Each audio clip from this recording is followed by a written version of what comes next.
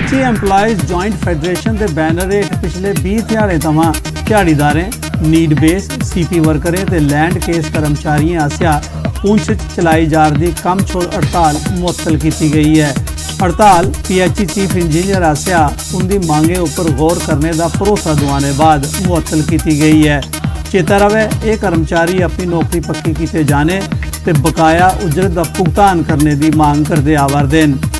इन्हें मुलाजमें का गलाना है जेकर उनकी मांग उपर मतलूबा फैसला नहीं हुआ तो वो परतिए धरना प्रदर्शन से कम छोड़ हड़ताल करगन।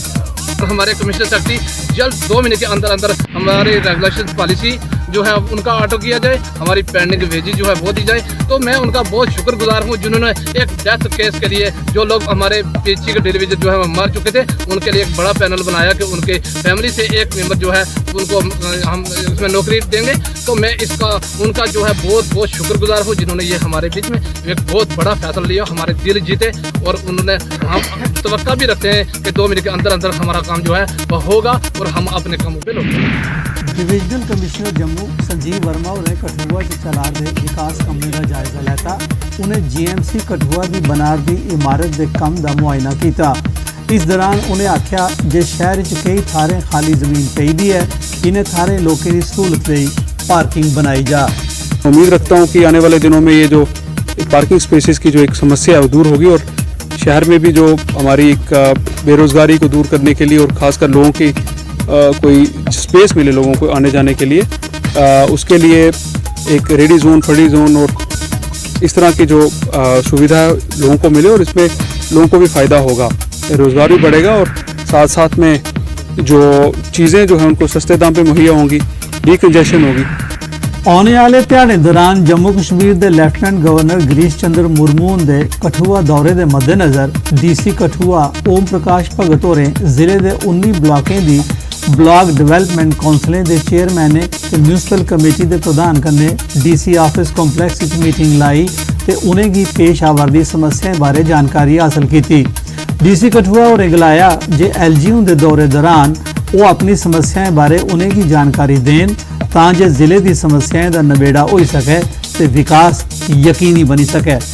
जो मेजर प्रोजेक्ट्स हैं जो डिले हो रहे हैं या फाइनेंशियल कॉन्स्टेंट की वजह से या फिर और कोई फॉरेस्ट की क्लियरेंस की वजह से परेशानी है, उनको क्लियर करने के लिए उनके सामने रखा जाएगा। और ये हर एक BDC चेयरपर्सन और जो प्रेसिडेंट म्यूनसिपल कमेटीज़ हैं उनको सभी को ये बोला गया कि आप किस तरीके से अपने जो बाई एंड लार्ज सोसाइटी को चीज़ें हिट करती हैं वो उनके सामने रखेंगे ताकि वो हमारी मदद कर सकें, हमें फैसिलिटेट कर सकें या फिर आदेश दे सकें कंसर्न बॉडीज़ को।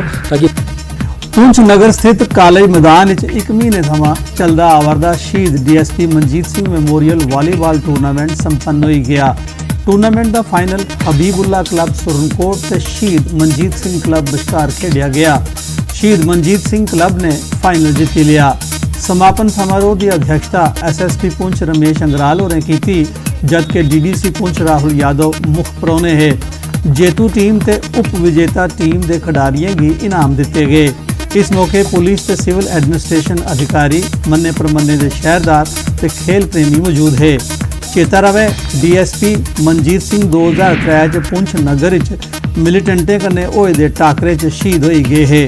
उनके चेते हर साल टूर्नामेंट आयोजित कराया जाता है। तो शहीद मनजीत सिंह वॉलीबॉल क्लब ने फाइनल जीता है, तो ये लगातार 7वीं से 8वीं बार ये फाइनल आने।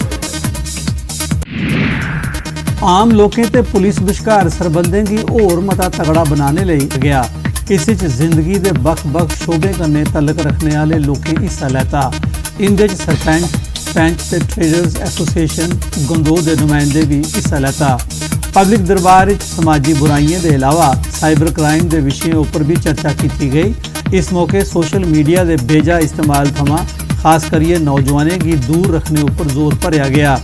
पब्लिक दरबार SSP डोडा मुमताज़ अहमद के अलावा DSP हैडक्वार्टर्स डोडा मंसूर अहमद, SDPO गंदोह प्लेस नवाज खांडे ते SHO गंदोह ने भी शिरकत की थी।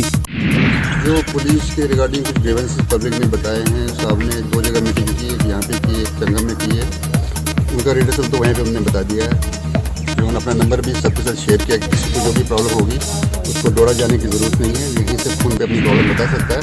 ਸੈਨਾ ਦੀ ਟੀਠਵਾਲ ਬ੍ਰਿਗੇਡ ਆਸਿਆ ਆਪਰੇਸ਼ਨ ਸਦਭਾਵਨਾ ਤਹਿਤ ਰਜੌਰੀ ਜ਼ਿਲ੍ਹੇ ਦੇ ਨੌਸ਼ਹਿਰਾ ਚ ਗਵਰਨਮੈਂਟ ਮਿਡਲ ਸਕੂਲ ਹਿਦਾਇਤਪੁਰ ਦੇ ਵਿਦਿਆਰਥੀਆਂ ਦੀ ਸਿਆਲੇ ਲਾने वाले कपड़े स्वेटर ऊन दियां टोपियां दस्ताने वगैरह मुहैया कराए गए।